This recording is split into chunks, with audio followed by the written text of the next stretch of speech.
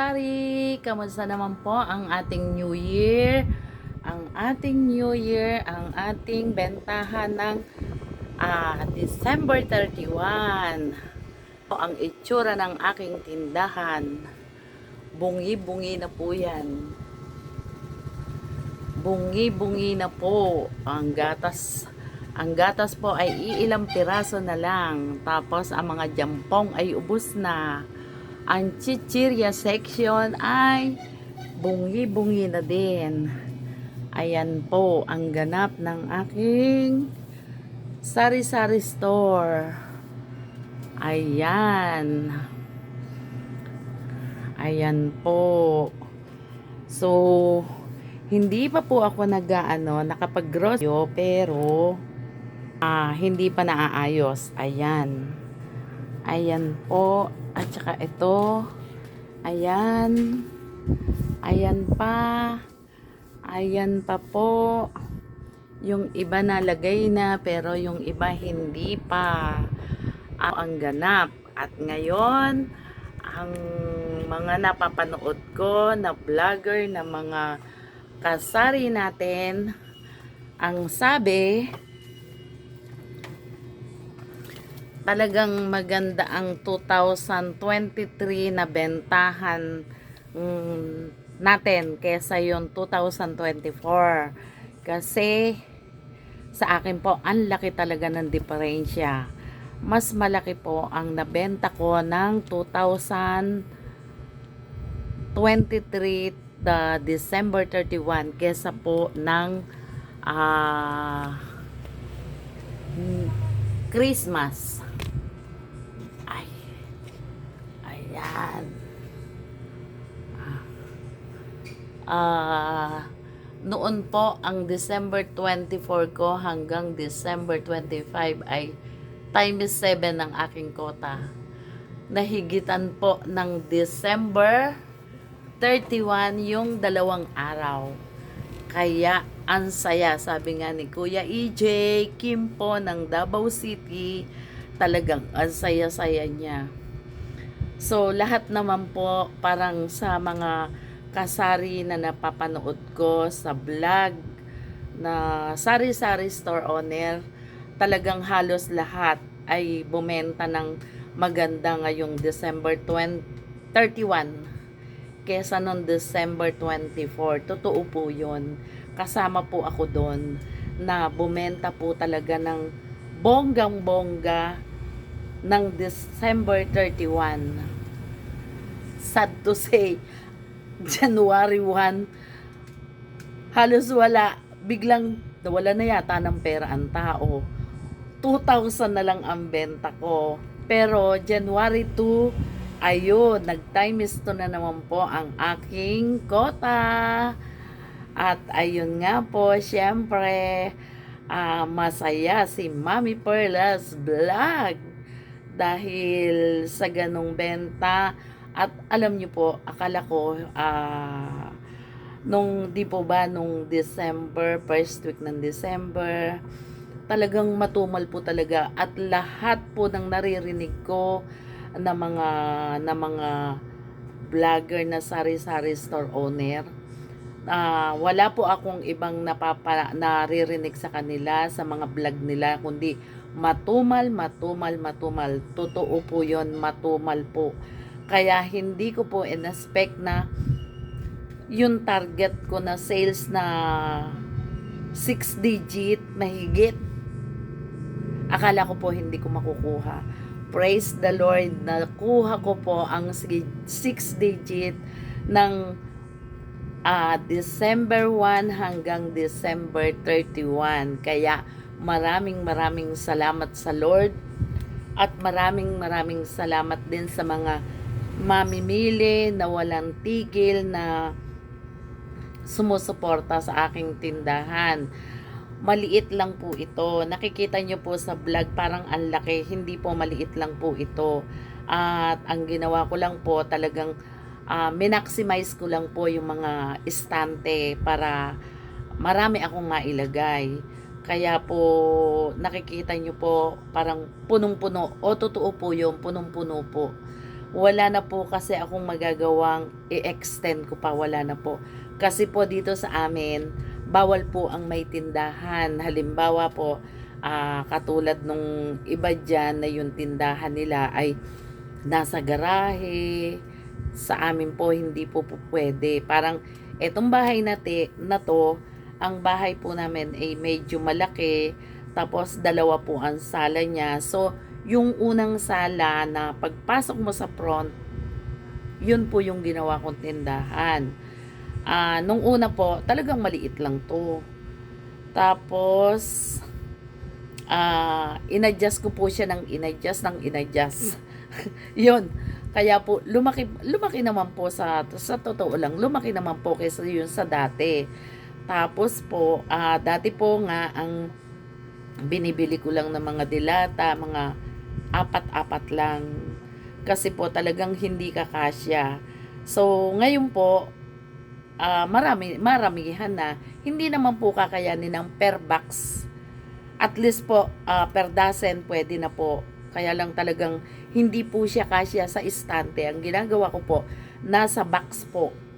Tapos, pagka nabawasan sa istante, nun lang po ako magre-refill. Ganun na lang po ang ginagawa ko. Kasi wala naman po akong choice na palakihin pa. Sabi ko nga po, sagad-sagara na po ito. Ngayon, ang ginawa ko sa aking chichirya section, kung nakikita nyo, bintana, ayan. Nabili ko po yan sa Lazada, yung shelves na yan. Hanggang dyan na nga lang po, hindi naman pwedeng dagdagan pa kasi matatakpan na yung mga bibili. Kaya po, ayan po siya. Ayan lang po ang pwede kong ilagay pa.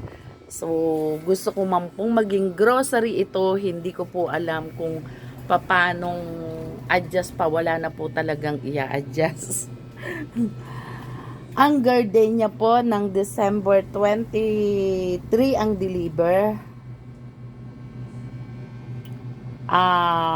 Mabilis pong naubos, parang 25 pa lang, ang 20 pieces ay ubos na kaagad. Pero etong December 30 nag-deliver sila, ayan po, hindi po umabot, parang siyam pa po yung aking ibinalik. Kaya ang maganda po sa gardenia na ganyan ng tinapay na classic, napapalitan po yan, hindi po katulad ng iba pagka after 1 week hindi na siya napapalitan. At kaya ko nga po pala inadjust dahil kay Fuji Denso, ayan, kaya po wala na po kasi siyang pwedeng at napakahirap po kasi ng mamimili ka ay pag may bibili ng mga ganyang juices, yung mga inumin, tatakbo ba ako doon sa kitchen dahil nandun po yung rep at saka yung yelo. Ang rep ko po doon ay 2 rep, isang malaki na 2-door at saka po isang medium at saka isang freezer. So talagang napakahirap po para sa akin yung patakbo-takbo. Kaya minsan dumarating yung time na halimbawa, ang bibilin lang niya ay isang mismo Coke. Sasabihin niya, isang mismo po iaabot mo si mismo. Ay, at saka po pala isang yelo. Sus, babalik ka na naman. Sabi ko sa kusama, ba't di mo sinabi? Pabalik-balik ako. Sabi ko ganon. Pero ngayon, ayan, yung mga inumin nandyan na po. At saka yung mga 1.5. So, ang nandun na lang yung mga yelo at saka po ibang mga soft drinks na hindi nakasya dito.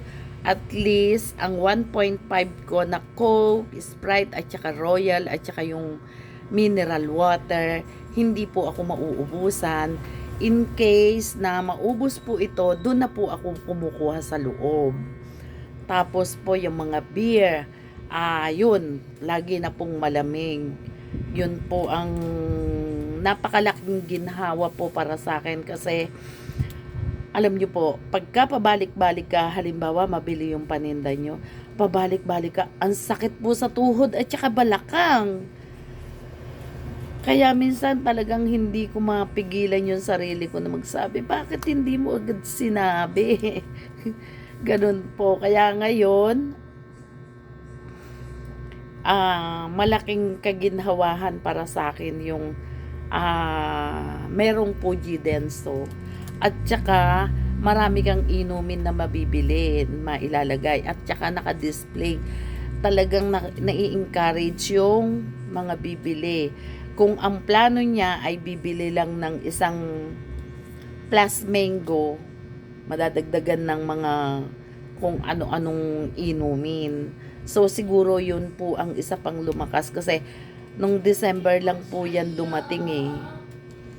At saka ayun, ngayon busy kami ni Super A para mag-display ng paninda kasi po bago mag New Year namili kami dahil di ba nga sabi ko malaki din ang benta namin ng December 24 at saka December 25. So yung nabenta nun, ipinamili na po namin bago mag New Year.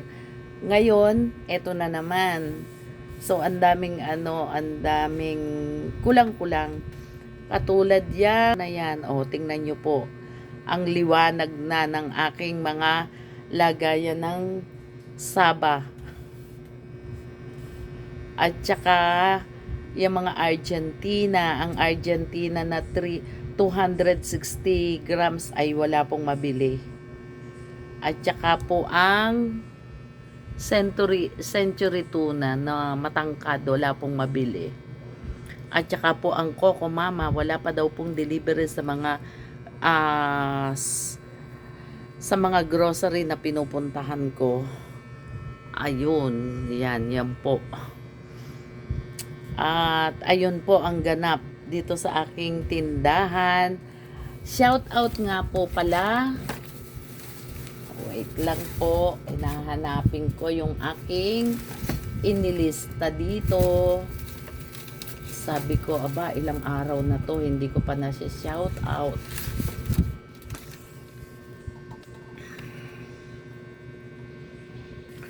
Ayan. Si Janice Bundalian. Shout out sa'yo. Pati kay Riz. Sige Riz, balik ka dito. Kasi sabi mo, babalik ka papuntang Cavite. Sige. Pasyal-pasyal lang. Judith Bonifacio. Beliana Santos. Onyok Yumol ng Arayat, Pampanga. Virginia Alvarez ng Nueva Ecija. Maria Wilma Cosme. Capri Pardo Princess. Mama Et Princess. Hello ma'am. Pasuyo naman po pagka po kayo ay magko-comment. Pakilagay na lang po kung taga saan kayo para po malaman po natin kung saan na po nakakarating ang aking video.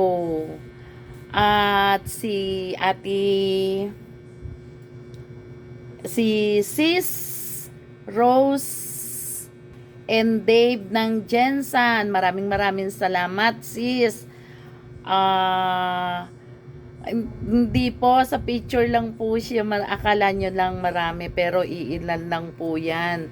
Pakatingnan nyo po yung aking handa, konti lang po yan. Sabi ko nga po ay kakaunti lang ang aming handa kasi kami lang pong 5 ang nandyan. Wala po ang aming padre de pamilya at saka ang aming Kuya Macpol. Kaya po ayan, kakaunti lang po ang aming inihanda. Napakahirap din po kasi yung maghahanda ka ng napakarami tapos hindi naman mauubos. So hanggang sa muli, kay Pastora Jessa pala. Hello Pastora, kamusta naman po kayo dyan? Maraming salamat sa iyong panonood. At kay Pastor Jos, mag-iingat po kayo at kayo po ngayon ay nasa nasaan nga ba to? USA, mag-iingat po kayo at napakalamig po ngayon. At sino pa ba to? Si Dudut Simbilyo. Ingat, ingat dyan sa Nueva Ecija. Maraming salamat. Bye-bye. I love you all mga sis. Sa mga bago kong subscriber na sila Jaira Mariel at saka sino pa ba yon na sabi ko nga po sa inyo pag magsusubscribe kayo, mag-comment po kayo para alam po natin kung sino-sino yung mga subscriber na bago. Si Ninoy ang aking pamangkin. Hello! Bye-bye. I love you all, aking mga subscriber at saka mga viewers. Bye-bye. I love you. Happy New Year and malapit na nga pala ang Three Kings. So, ano na naman kaya ang aabangan natin? Valentine's Day. Bye-bye. I love you.